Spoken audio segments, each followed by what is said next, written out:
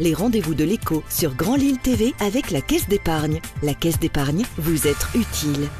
Bonjour à toutes et à tous, bienvenue sur Grand Lille TV pour cette nouvelle édition du Rendez-vous de l'écho. Nous sommes aujourd'hui en compagnie de Marie-Pascale Grenu. Bonjour. Bonjour. Vous êtes la directrice du cabinet Handi Expert. Oui. RH à la fin, puisqu'on va fin. parler de ressources humaines. D'abord, nous dire simplement en quelques mots votre métier pour définir un peu le concept de la société. Alors Handi Expert a 10 ans, on est un collectif, on va dire, d'ergonomes, de consultants RH, de psychologues du travail, et on accompagne les entreprises sur, on va dire, leurs ressources humaines dans le travail. Donc ça va couvrir des champs assez larges qui vont des conditions de travail aux conditions d'intégration de vie en général dans l'entreprise. Mais avec un volet handicap, tout de Avec même, un puisque volet c'est dans le nom de Bien la sûr. société, Handi Expert, Oui. pour l'intégration des personnes en situation de handicap dans l'entreprise. C'est ça, c'est-à-dire qu'au départ, Handi Expert porte bien son nom puisque notre cœur d'activité, c'est le handicap. Ça a été longtemps le handicap parce que l'entreprise a des obligations sur ce sujet-là et que notre métier à nous, c'est d'accompagner en effet l'intégration, le maintien dans l'emploi, mais aussi l'entreprise à mettre en place des politiques handicap, à les décliner, à aussi grandir, les faire grandir un petit peu sur le sujet.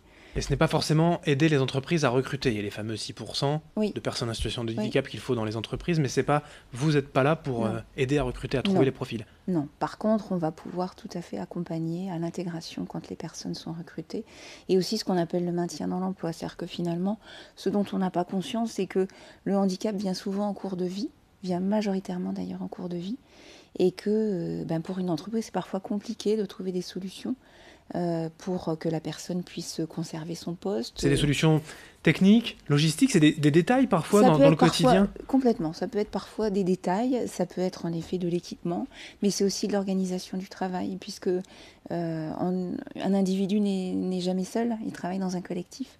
Et c'est vrai qu'il faut travailler sur le collectif et voir un petit peu comment l'organisation peut servir le projet de tout le monde.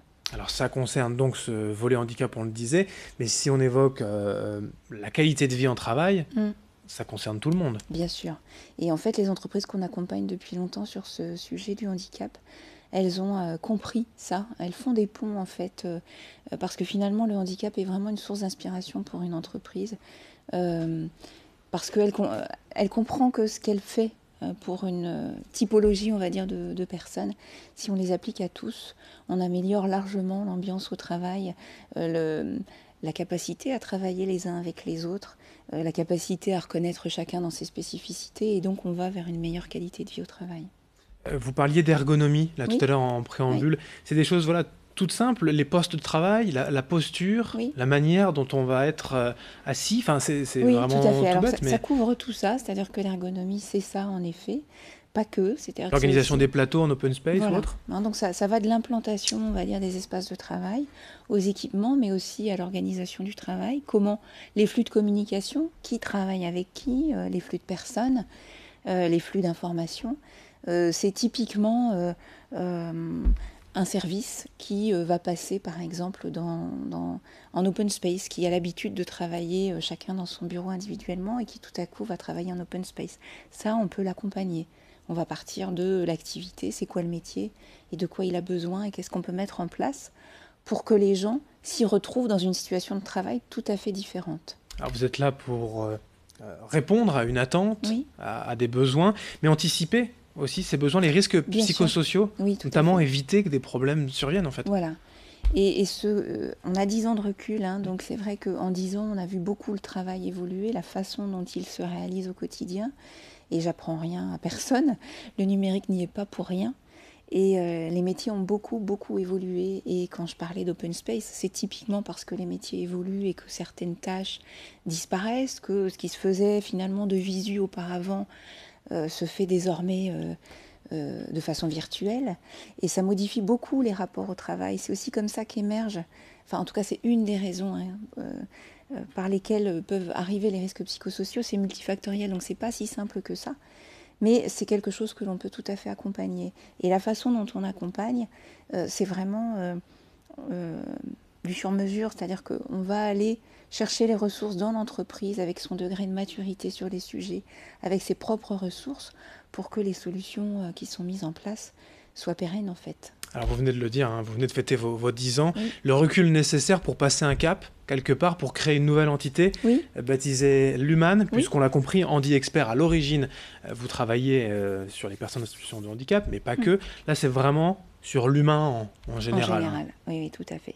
Qu'est-ce qu'il y a de différent, quelque part, dans cette nouvelle entité ? Ce qu'il y a de différent, c'est juste le nom au final, parce que c'est une activité qu'on avait déjà, mais qui était peu visible, parce que Handy Expert est très connoté positivement, hein, ça nous pose pas de problème, puisque c'est ce qu'on fait, c'est les valeurs qu'on porte. Mais ça ne nous permettait pas de rendre visible cette activité plus générique de qualité de vie au travail, de comment on est capable d'accompagner les ressources humaines dans leur développement et dans leur évolution. Et avec ce nom, voilà, là, l'Human, on est vraiment sur, effectivement, l'humain, la marque, il y a une promesse, quoi, il y a une promesse qui est de mettre en lumière l'homme au travail, dans toutes ses dimensions et avec toutes ses aspirations. Alors ce que vous proposez aussi, il faut en dire un mot, ce sont des formations Oui. pour les responsables d'entreprise, les postes dirigeants ou les collaborateurs aussi. Pour tous, hein, évidemment, on ne va pas forcément faire la même chose ni de la même manière, ça dépend complètement, encore une fois, de la maturité de l'entreprise, mais on peut s'adresser à un codir, à des services techniques, à l'ensemble des collaborateurs, tout dépend le besoin. Nous sommes organismes de formation. Donc on a cette possibilité d'aller accompagner sur des sujets divers et variés. Ça va du handicap à l'ergonomie, à l'écoute active. C'est globalement vivre ensemble, travailler ensemble. Absolument. Le travail, c'est notre sujet à nous. Oui. Voilà. Et c'est donc sur le site internet Handy Expert RH à la fin .com que vous trouverez toutes les infos. Merci Marie-Pascale Grenu. Merci à vous. Directrice du cabinet, d'être venue aujourd'hui avec nous sur Grand Lille TV. Merci à vous de nous avoir suivis. Dans un instant, l'information continue. Les rendez-vous de l'écho sur Grand Lille TV avec la Caisse d'épargne. La Caisse d'épargne, vous êtes utile.